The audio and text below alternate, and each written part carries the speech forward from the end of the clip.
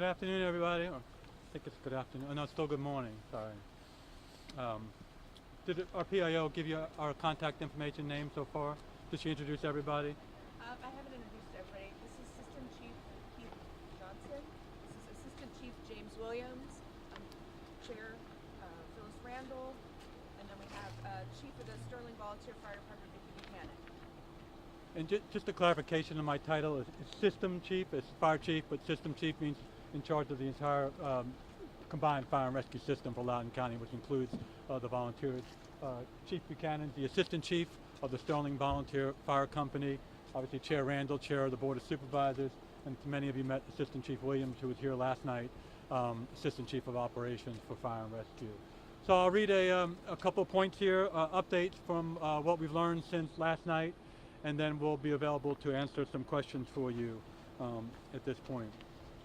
So at approximately 1938 hours, our Loudoun County Communication Center, our 911 center, received a call for an outside gas leak, an odor of gas in the area. Units were dispatched for that investigation, arrived on the scene at 1948 hours in the 300 block of Silver Ridge Drive in Sterling. After arriving on the scene, our crews found a 500-gallon underground propane tank leaking. The propane from that leak had migrated into the homes. When firefighters arrived in the home, they metered the home, they assessed the situation, and entered the home with the appropriate PPE.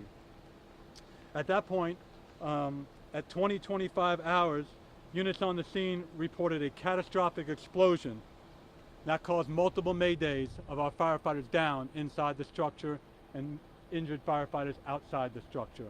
Luckily, the 2 occupants of the home were removed by firefighters upon our arrival, as well as some of the pets, and we can credit our firefighters for the removal of those citizens. Efforts to locate and rescue the trapped members, firefighters, immediately commenced, and at 20:28, a rapid intervention task force and a second alarm was requested to the scene. At 20:36 hours, a second mayday occurred, a second firefighter trapped under debris in trouble. At 21:15 hours, Incident Command reported that all units were accounted for and receiving medical care.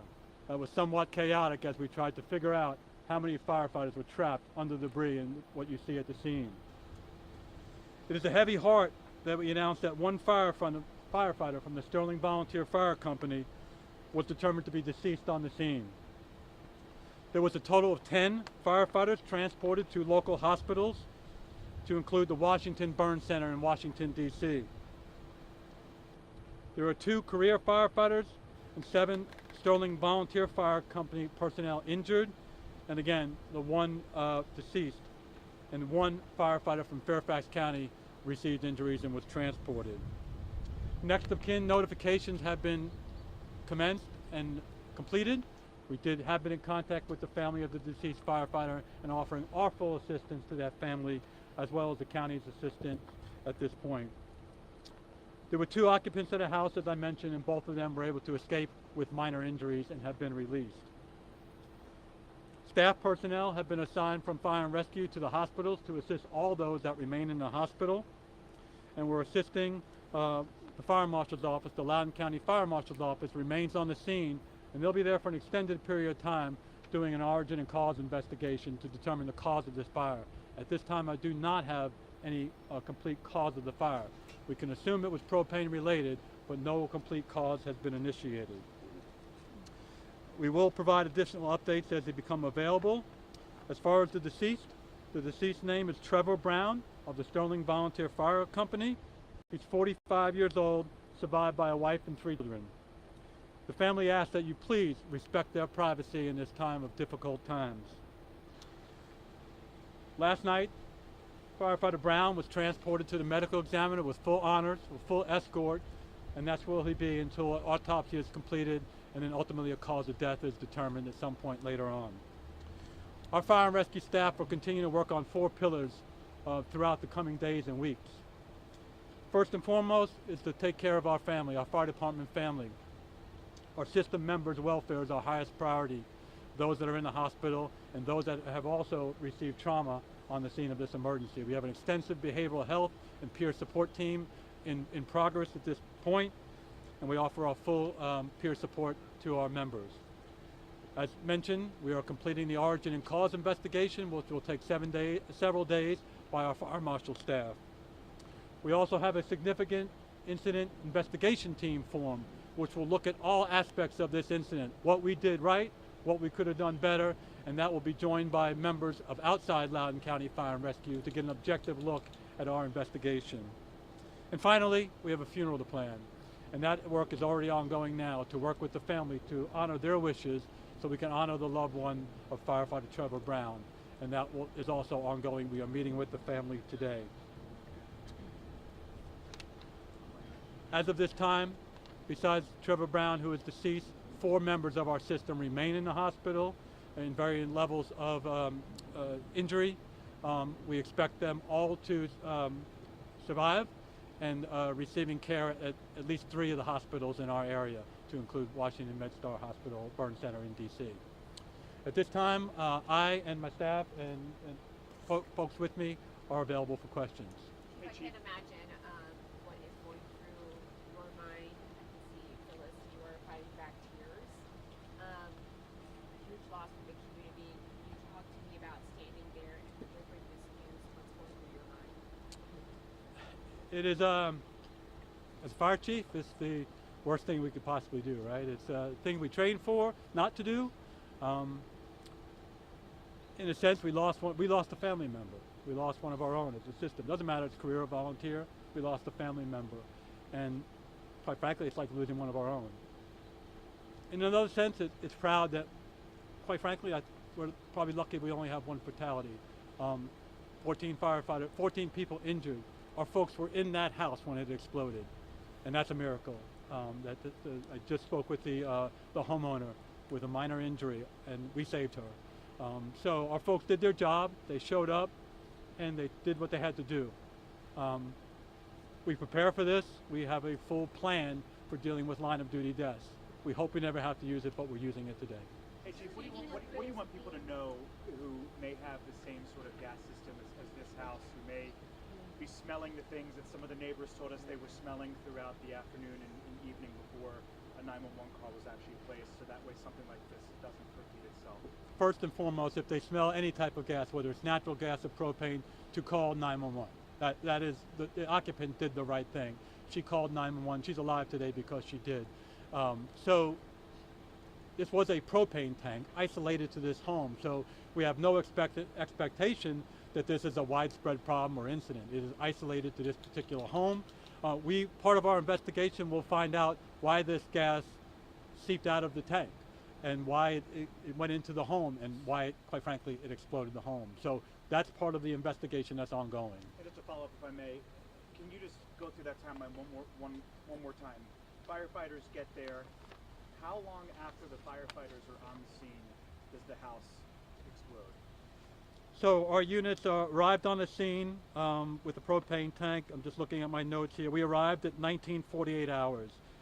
Just within 10 minutes we arrived on the scene, again, for an investigation. The explosion happened at 20-25 hours. So again, we got on the scene at 1948. Going through that investigation, they probably started outside because that was the report of the leak, looking outside, entering the home, and then at some point 20-25. We don't know what caused the explosion, but certainly any ignition source will cause an explosion if there's a level of gas. And then can you just speak to what it's like as a chief? I know it's part of the job. Sometimes it's what you sign up for, but having to plan a funeral for a fellow member of the fire and rescue community, what it's like? Devastating. Myself, the county administrator, spoke with the wife this morning. We delivered the news to her that her loved one died about 1 a.m. this morning. There's 3 children in the house, and we spoke to her this morning.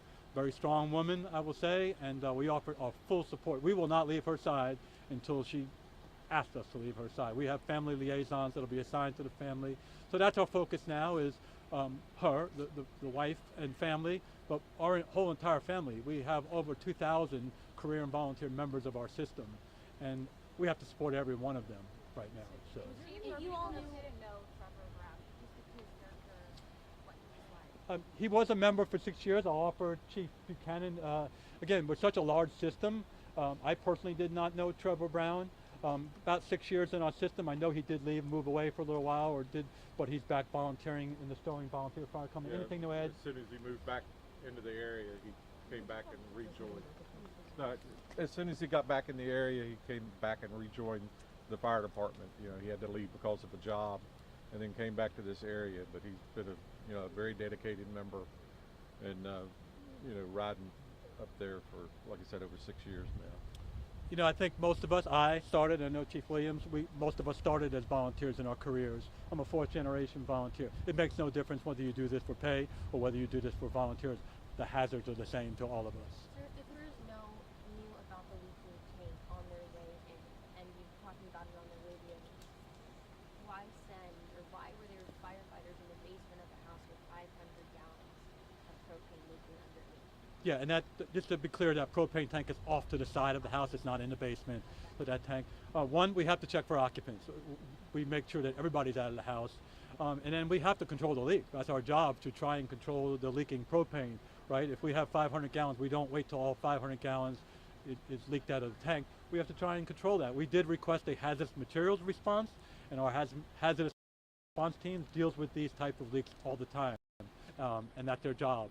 And so we will emergency and make it safe for the surrounding neighbors and the homeowner. Was there any history of leaks with this material propane? I do not have any information on that. What role is Washington Gas playing in this investigation? I don't believe any. The propane is not, as far as I know, is not supplied by Washington Gas. I don't know, we're still in the investigative mode. I cannot release the company's name that supplied the propane. That'll be part of the investigation, of course. The house next door is boarded up. Can you just talk to the residents around here what they need to know, what other houses have been affected? Sure. So the fire marshals deal with structure and the safety of structures as well. We do inspections. So our staff is evaluating that house.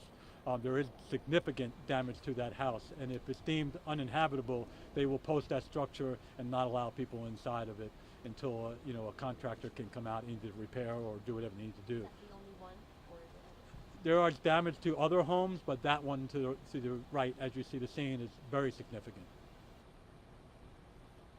I just have one more thing. I mean, we've been out here a lot of us since very early this morning, and we've seen dozens, if not hundreds, of people kind of file in and just see what happened in their community over the past couple of hours.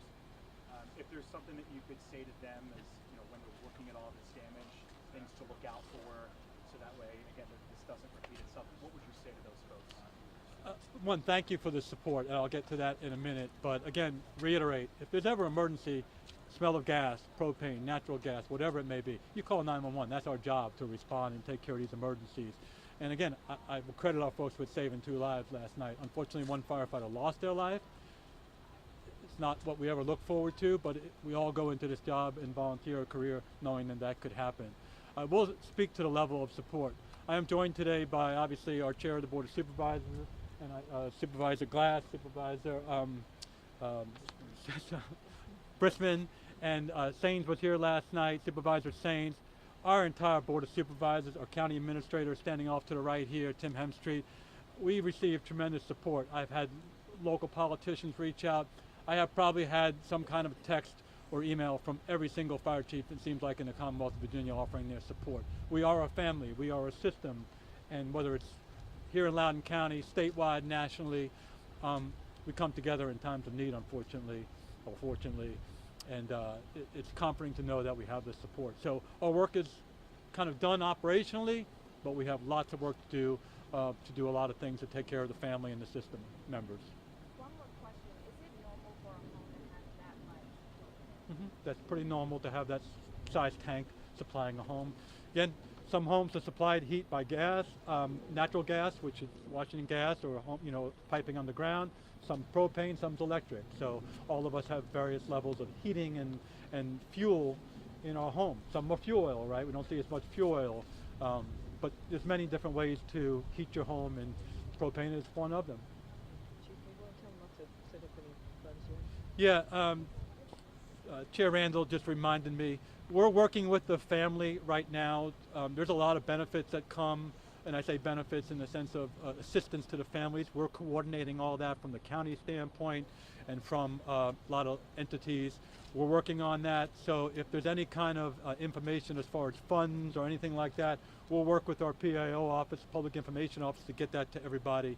We want to do this right. Sometimes we have to be careful and do this right and do it safely for the family and not intrude on their privacy. If no other questions, thank you so much for being here and your patience. Thank you. Thank you.